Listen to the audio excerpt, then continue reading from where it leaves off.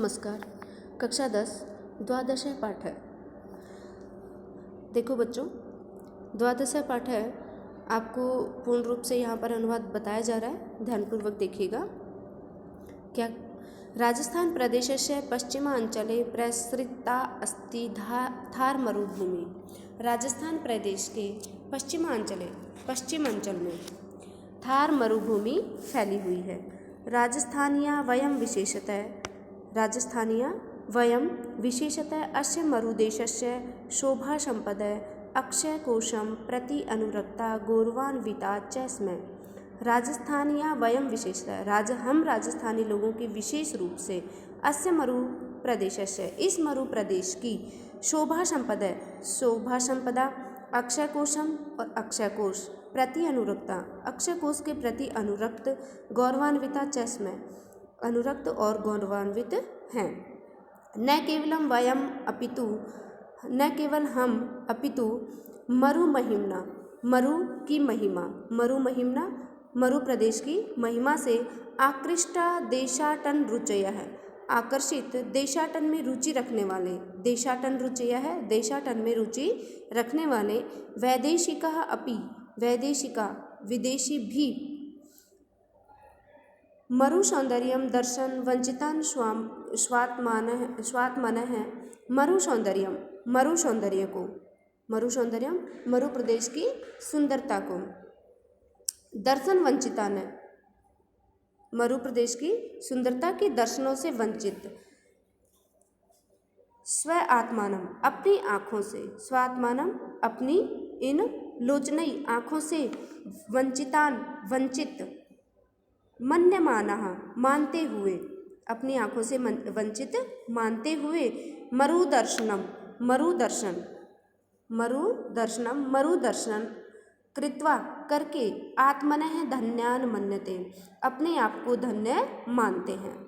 आत्मनः अपने आप को धन्य मानते हैं। राजस्थानी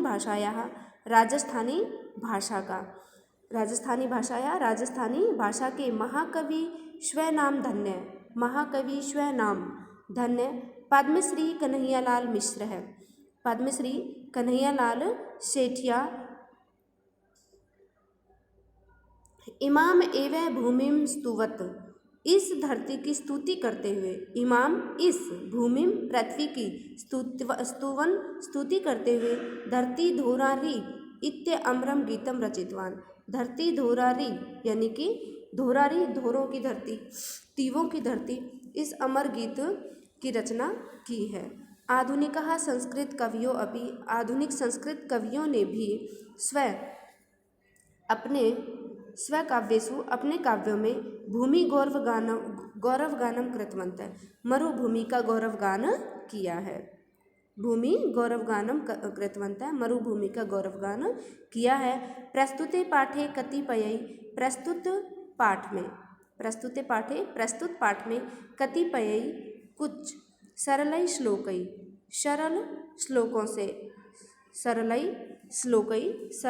श्लोकों से मरुभूमि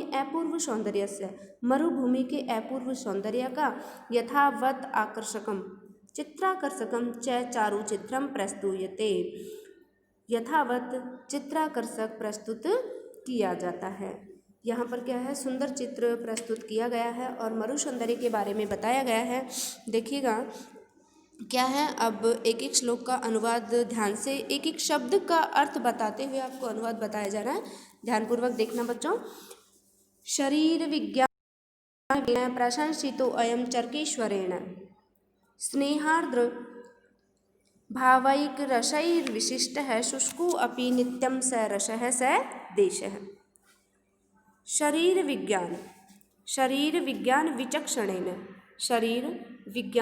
विचक्षणेन के विशेषज्ञ विचक्षणे का अर्थ होता है विशेषज्ञ। प्रशंसित हैं अयम यह चरकेश्वरेण आचार्य चरक के द्वारा।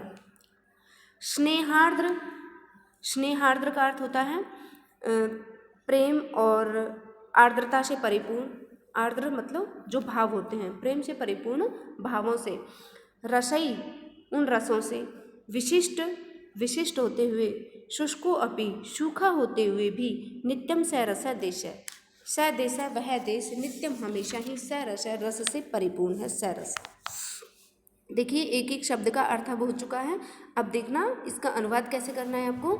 शरीर विज्ञान के विशेषज्ञ, शरीर विज्ञान विचक्षणेन, शरीर विज्ञान के विशेषज्ञ आचार्य चरक के द्वारा, आचार्य चरकेश्वरेण, आचार्य चरक के द्वारा अयम प्रशंसितो, यह प्रशंसित है, अयम प्रशंसित है, यह प्रशंसित है कि श देश है वह ऐसा देश, शुष्को अपि सूखा होते हुए भी, सूखा होते हुए भी स्नेहार्द्र, स्नेह और आर्द्र, स्नेहार्द्र भावई, स्नेह और भावों के रसों से परिपूर्ण। स्नेहार्द्र का मतलब क्या होता है, घृतादि या प्रेम के भाव जो होते हैं। स्नेह यानी कि प्रेम के भावों से, रसों से परिपूर्ण है। सरस है, रसों से परिपूर्ण है, अर्थात सारे के सारे रस स्वादिष्ट है, आनंदमय से परिपूर्ण है, ऐसे वो रसों से परिपूर्ण है।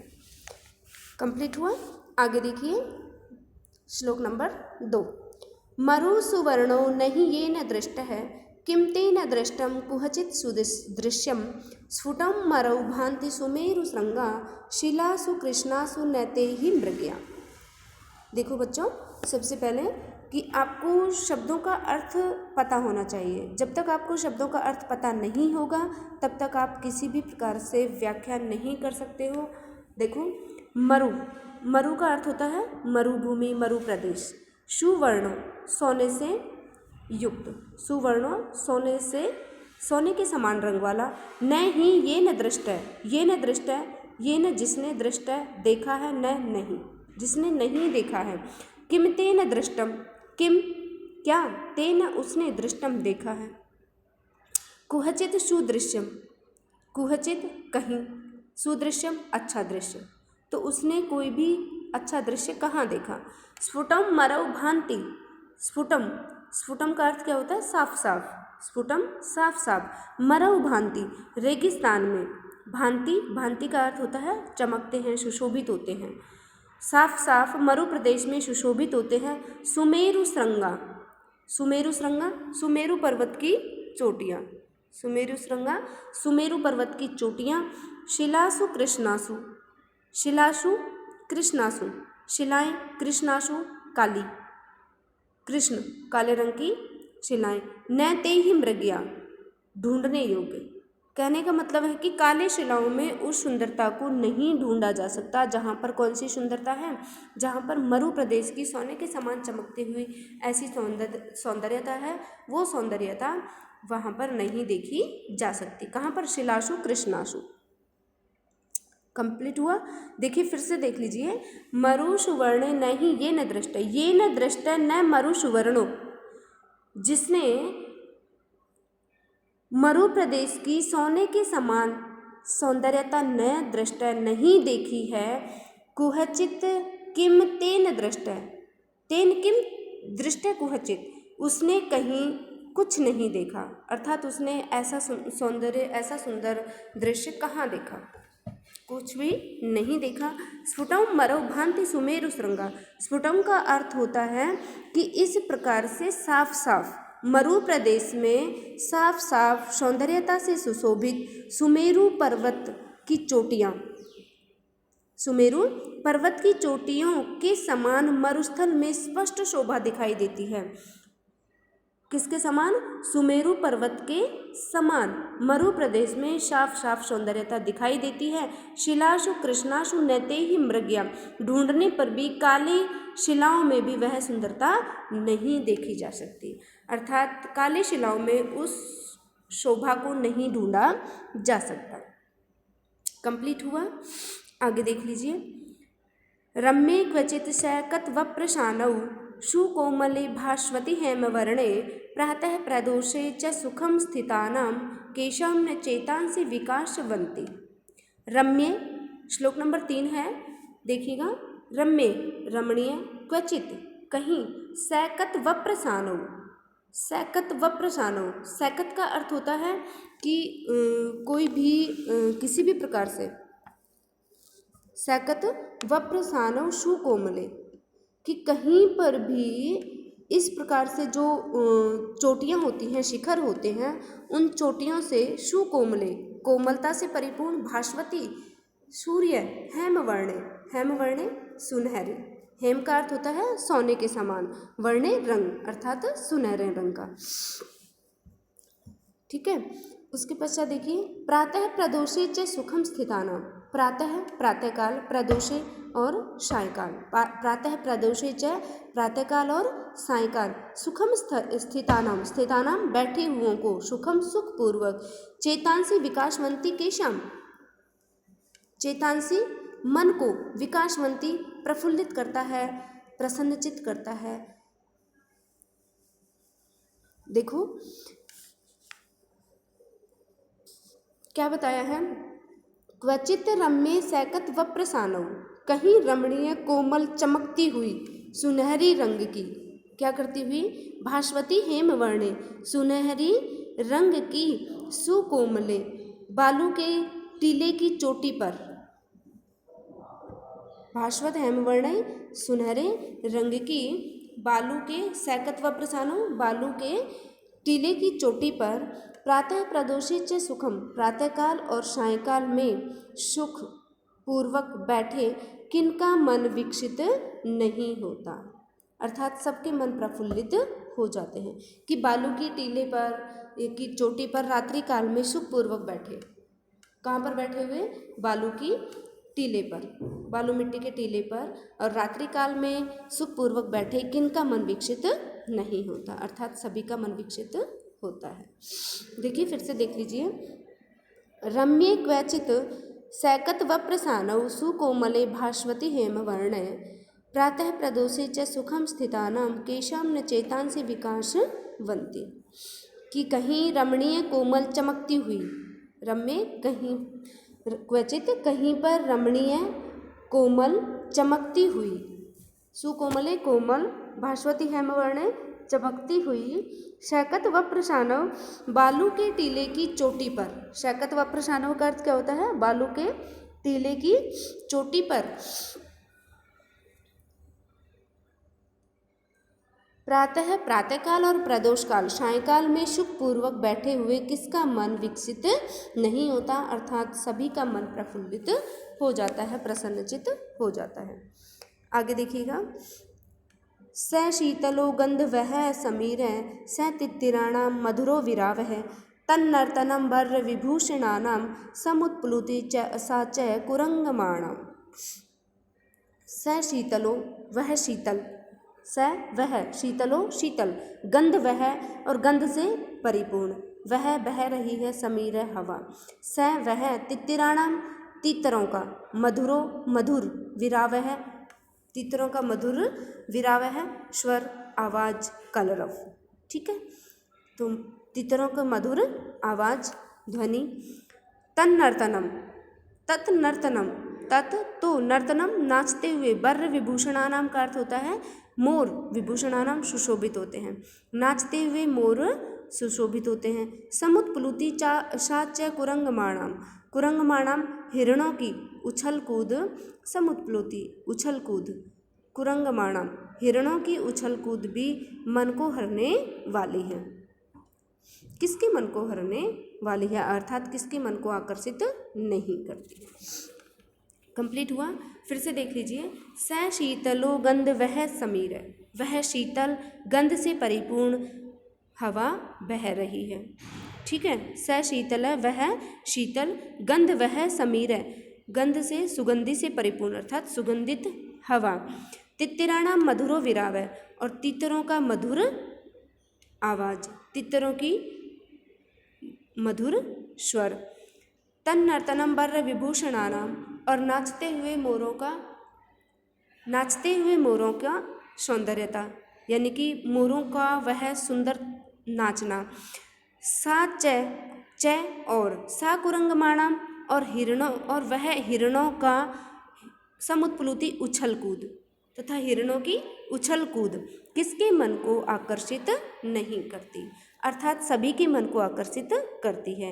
कहने का तात्पर्य है कि श्लोक नंबर 3 और 4 में जो सौंदर्यता बताई गई है तो उसमें बताया है केशाम ने चेतांसी विकासवंती, किसके मन को आकर्षित नहीं करती, अर्थात सभी के मन को प्रफुल्लित करती है। कंप्लीट हुआ। श्लोक नंबर 5 देखिए, ते तुंदिला। इसी तरह से बच्चों आप कंप्लीट वीडियो को देखा कीजिए। जो वीडियो जो आपके समझ में नहीं आती है या फिर कोई भी चैप्टर, संस्कृत में कोई भी चैप्टर या हिंदी में कोई भी चैप्टर है तो आप तुरंत देखिएगा, आपको सभी वीडियोज आपको मिलेंगी और स्टार्टिंग से एंडिंग तक देखा करो, ठीक है। आगे देखो श्लोक नंबर 5, ते तुंदिला स्वादु रसाः कलिंगा सा शारदी चंचल चंद्रिका च स्फुरति स्फुरन्ति स्फुरगावलीषु क्रमेलकानां गतयश्च तास्ता। ते तुंदिला, ते वे, तुंदिला मोटे, स्वादु रसा स्वादिष्ट, रसा रस से परिपूर्ण, वे मोटे और रस से परिपूर्ण। कलिंगा सा शारदी चंचल चंद्रिका, शा वह, शारदी शरद ऋतु की, चंचल चंद्रिका चंचल चांदनी, और वह शरद ऋतु की चंचल चांदनी। स्फूर्ति स्फुरंती, स्फूर्ति स्फूर्ति क्या होती है कि इस तरह से बहुत अधिक तीव्र। स्फुरंती, स्फुरंती का अर्थ होता है फुदकती हुई, फड़कती हुई। स्फुरगावलीसु, स्फुरगावलीसु पक्षियों की पंक्ति, स्फुरगावलीसु पक्षियों की पंक्ति को क्रमेलकानाम, क्रमेलक होते हैं ऊंट, ऊंटों का, गत्य है चाल, ऊंटों की चाल। तास्ता, ताहा उनको। देखो क्या बताया है कि वे मोटे मोटे क्या हैं, तुंदिला स्वादु रसा, मोटे मोटे स्वादिष्ट रस वाले मतीरे, ठीक है, मोटे मोटे स्वादिष्ट रस वाले मतीरे। फिर उसके बाद बताया सा शारदी चंचल चंद्रिका च, और शरद ऋतु की वह चंचल चांदनी, शारदी शरद ऋतु की, चंचल चंद्रिका चंचल चांदनी। और स्फुरति स्फुरंती स्फुरगावलीषु, पक्षियों में वह फड़कती और फुदकती हुई फुर्ती। देखो स्फुरति स्फुरगावलीषु, स्फुरति का अर्थ होता है फुर्ती, और स्फुरंती, स्फुरंती का अर्थ होता है फड़कती हुई, और स्फुरगावलीषु, स्फुरगावलीषु का अर्थ होता है पक्षियों की पंक्ति। फड़कती हुई पक्षियों की वह तीव्र गति से पंक्ति, यानी कि तेज पंक्ति। कंप्लीट। क्रमेलकानाम, क्रमेलक ऊंटों की, गतियश्च तास्ता, और ऊंटों की वह तेज गति, ता तास्ता उनके, अर्थात किसके मन को आकर्षित नहीं करती है, सभी के मन को आकर्षित कर लेती है। कहने का तात्पर्य है कि इस प्रकार से वह मरु प्रदेश की सौंदर्यता किसके मन को आकर्षित नहीं करती है। वर्षागमे चारु मरुम विहाय क्वानि अत्र यत्र कस्यापि रमेत चित्तम।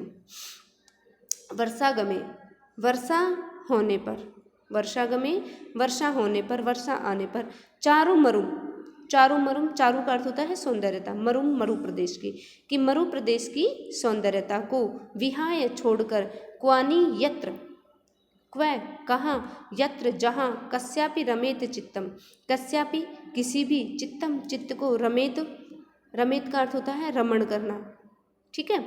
तो किसका चित्र रमणीय नहीं होता।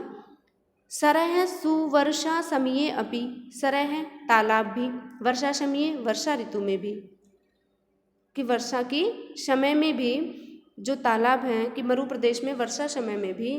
फिर क्या बताया, शरत प्रसन्नम, शरद ऋतु की तरह है, शरत प्रसन्नम शरद ऋतु की तरह है, तालाबों में भी अति निर्मल जल शोभा देता है। देखो सलिलम चकास्ती, सलिलम निर्मल जल, चकास्ती शोभा देता है।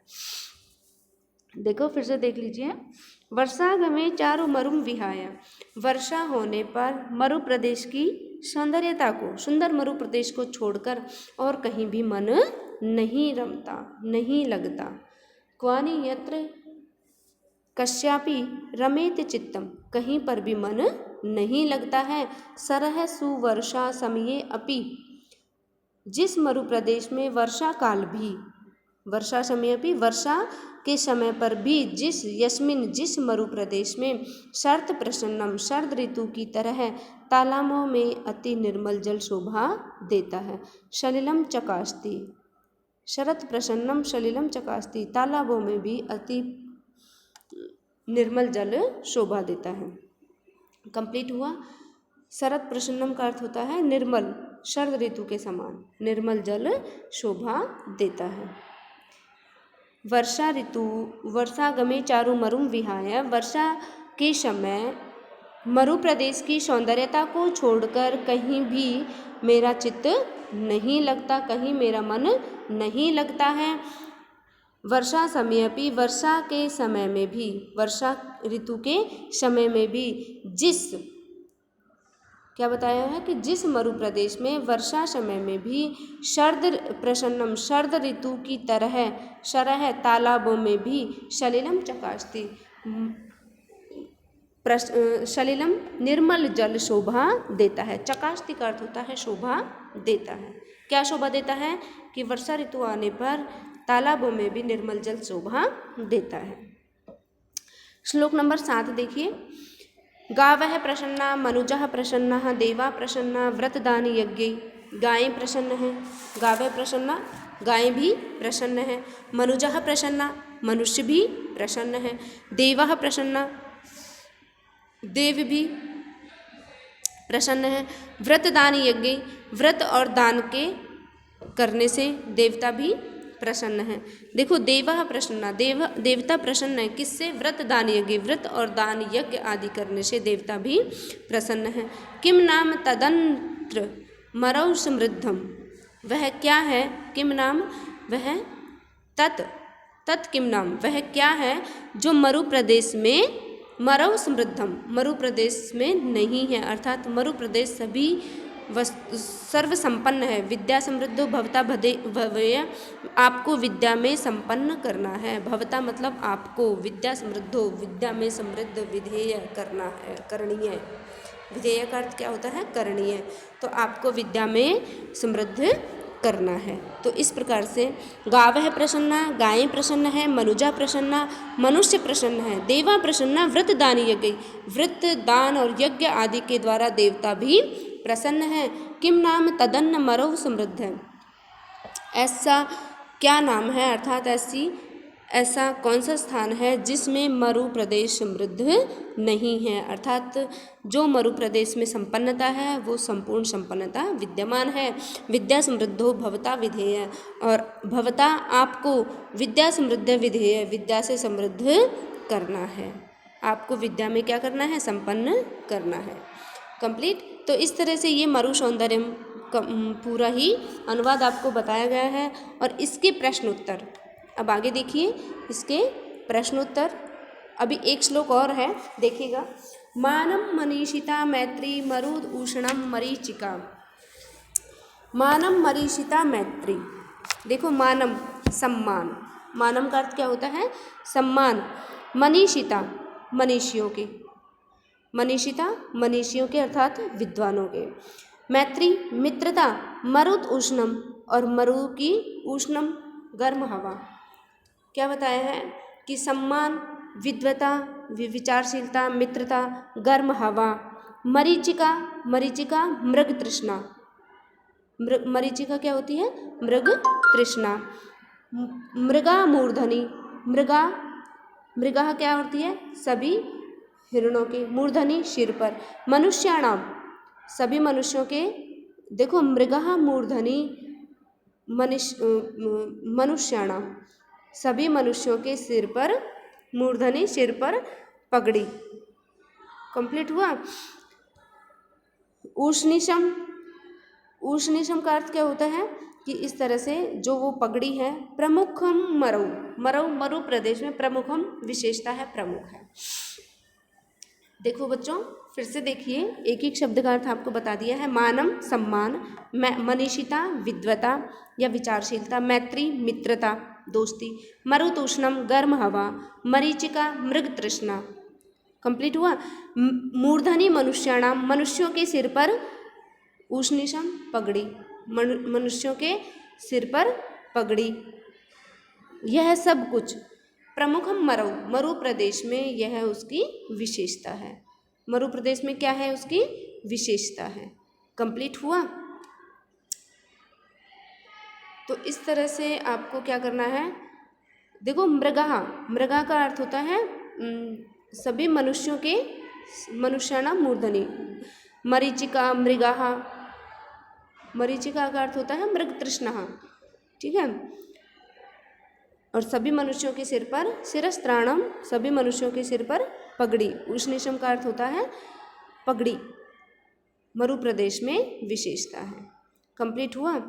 अब यहाँ पर इसके प्रश्नोत्तर हैं, ये प्रश्नोत्तर और देख लीजिए इस चैप्टर के। देखो जो शब्दार्थ दिए हुए हैं उन शब्दार्थों में भी सारा वर्णन किया हुआ है, और कुछ ऐसे भी हैं कि जहाँ पर समास भी हैं। तो देखिएगा, प्रश्नोत्तर का हम नेक्स्ट वीडियो आपको बना देते हैं, भाग 2, ठीक है।